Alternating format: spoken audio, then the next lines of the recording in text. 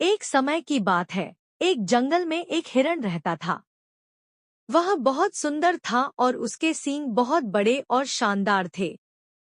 उसे अपने पत्थरों पर बहुत गर्व था और वह अक्सर दूसरों से उनका जिक्र करता था। उनके पैर अपेक्षाकृत पतले और कमजोर थे, लेकिन उन्होंने कभी उन पर ज्यादा ध्यान नहीं दिया। एक दिन एक बाघ ने जंगल में कदम रखा और सभी जानवर डर गए। हिरण भी डरकर भागने लगा। उसके बड़े बड़े खुरों के कारण उसे चलने में कठिनाई हो रही थी और उसने बाघ से बचने के लिए तेजी से भागने की कोशिश की, लेकिन उसके खुर उसके लिए एक बाधा बन गए। कभी वह पेड़ों में पत्थरों से टकरा रहा था तो कभी झाड़ियों में फंस रहा था। इसी बीच बाघ उसका पीछा कर रहा था और हिरण के करीब आ गया था। लेकिन तभी अचानक हिरण ने अपने पतले और लचीले पैरों का इस्तेमाल किया, जो तेज और फुर्तीले दौड़ने में सक्षम थे।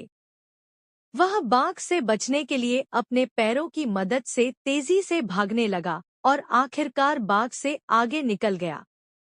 जब वह शेर से बच जाता है, तो उसे एहसास होता है कि उसके पतले पैर उसकी सबसे बड़ी ताकत हैं, जबकि जिन हड्डियों पर वह घमंड करता था, वे उसके लिए बोझ बन गई हैं।